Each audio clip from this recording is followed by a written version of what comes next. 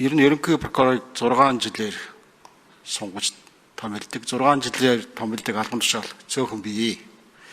За ингээд 6 жилээр ажиллах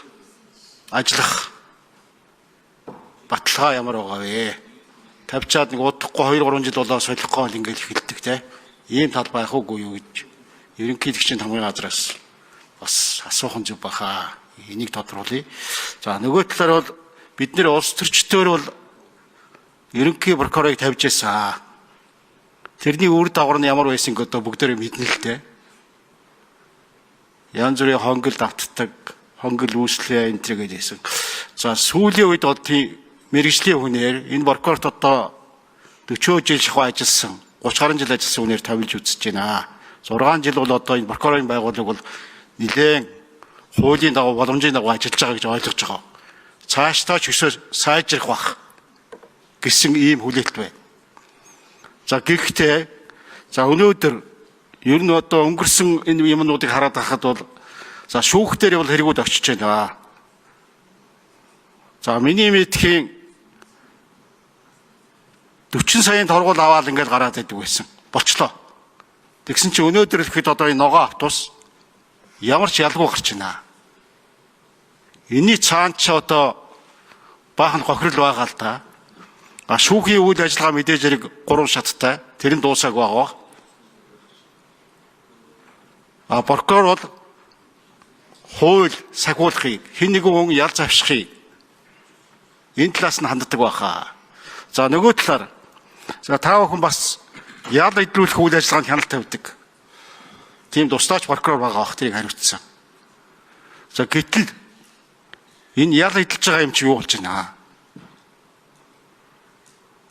Зүгээр одоо ял авсан хүн чинь хэдэн тэрбум, 7, 8, 9 тэрбумыг ингээд завшсан, луу өртсөн ийм хүн одоо тэгээд шүүхээс ял шийтгэл аваа явдаг.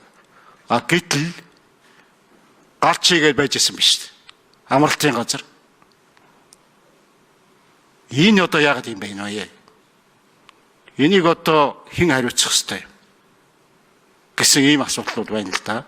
За улс төрчийг томилсон гашуун сургамж дээр дүгнэлт хийгээд улсын хурлаас хууль бодолж прокурорыг томилно гэсэн залд саяны прокурорын тухай хуулийн 45-ын 4 заасан хуульч мэргэжлэр 10-аас дээш ажилласан 35-аас нас хүрсэн прокурорын байгууллагад ажиллаж байгаа хүнийг прокурорыг томилно гэж заасан улс төрч томилох прокурорын байгууллага улс төржүүлэх асуудлыг хаасан юм зохицуулт хийснээр одоо ингээ прокурорыг томилдог юм жишг тогтоод хэрэгжээ явж байна гэж байна. За прокурорын албан тушаалаас чөлөөлөх халах бие даасан байдлыг хангах асуудал бол бас тусдаа хуулиар зохицуулагддаг. Энэ хуулинд бол 68 дугаар зүйлд улсын ерхий прокурор төрийн албаны хууль зааснаас гадна дараах үндслээр прокурорыг албан тушаалаас нь чөлөөлнө. Өөрөөр хэлбэл өөрийнх нь зөвшөөрснөөр бие эрүүл мэндийн байдлын улмаас үүрэгт ажиллагааг гүйцэтгэх боломжгүй болсон бол за бусад хууль заасан энэ хууль бол бусад хууль заасан өндөр насны тэтгэврийг тогтоох насанд хүрсэн бол гэдэг нь төрийн албаны хууль барьна гэсэн агуулга. За 68-ийн 1-4 нь мэрэгжлийн болон ажил хэргийн аврах чадварын хувьд хэрэгсэн ажилдаа тэнцэхгүй тухай мэрэгжлийн зүйлийн дүгнэлт гарсан. Төрийн албаны хууль энэ хуульд заасан үндслээр бол прокурорыг албан тушаалаас чөлөөлнө гэж улс төрийн болон бусад шалтгаанаар прокурорыг халах чөлөөлөх асуудлыг хуульчилж хааж өгсөн. Тэгэхээр энэ хуулийнхаа дагуу л одоо прокурорын бие даасан доктортой ажиллах болцоо хангагдж байгаа. Ийм ч учраас 2019 онд өмнөх ерөнхийлөгчийн үед томилогдсон прокурорыг хуулийг дээдэлж зарчимтай нуруутай ажиллаж байна гэсэн үндслээр ерөнхийлөгч дахин нэр дэвшүүлж өнөөдөр улсын хурлаа зөрчилдөгөөр танилцуулж байна. Миний ойлгож байгаагаар хоёр хэргийн асуудал хэрэгжиж гэж ойлголоо. За нэгдүгээр нь нугаа атуусны хэрэг.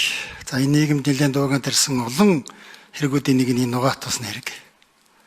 За энэ хэрэг дээр надад авж байгаа одоо нийтэд ил болсон мэдээллээр бол прокурор өөрийнхөө шүүгэж шилжүүлсэн зүйл хэсгүүдээр ялсан. За шүүх цагаатгсан гэсэн ийм мэдээлэл өнөөдөр бас орж иж байгаа намайг энд байж байгаа. Тэгэхээр шүүх цагаатгах гэдэг нь шүүх өөрсдийнхөө дотоод итгэлээр л энэ асуудлаа шийдэж байгаа.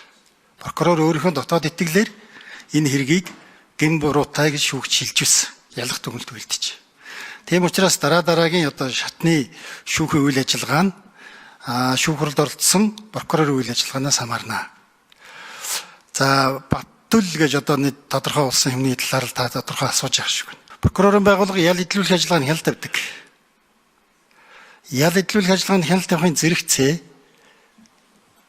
нээлттэй хаалттай энэ 20 хангууд дээр тодорхой ял идэлж байгаа хүмүүст ажиллах, харуул хамгаалалттай ажиллах юм зөвшөөрлийг олгодог.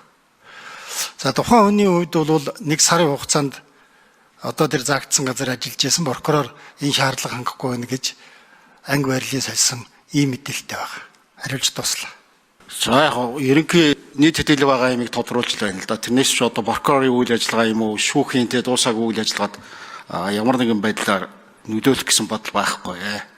Гэхдээ бас шудраг эсний зарчим ажиллаж явах хэрэгтэй шүү гэдгийг анхааруулах гэдэг. Ажлаа бүгд хийх ёстой. За нөгөө талаар би ахаа тодруулъя. Яг 6 жилээр бид нэр сунгах ёстой. Томилох ёстой прокурорыг. Энэ 6 жилээрээ ажиллах уу? Ажиллуулах ч ёстой. Хэрвээ томилдсон бол. Энэ дээр одоо зөвшөлтгөөж оруулж ирсэн ерөнхий хэлбэрчийн институцээс ахад тодруулъя. За прокурорын тухай хуулиараа 6 жилээр томилж чөлөөлөхөөр заасан. За чөлөөлөх тодорхой үндслүүдийг 68 дугаар зүйл заасныг би бас сая тодорхой унш танилцууллаа. Өөр үндслэлээр чөлөөлөх халах боломжгүй. Ийм учраас 6 жилээр доктортой ажиллуулахын тулд энэ хуулийн байгууллага систем доктортой ажиллахын тулд дахин нэр дэвшүүлж өнөөдөр улсын их хурл зөвшөлдөж танилцуулж байгаа.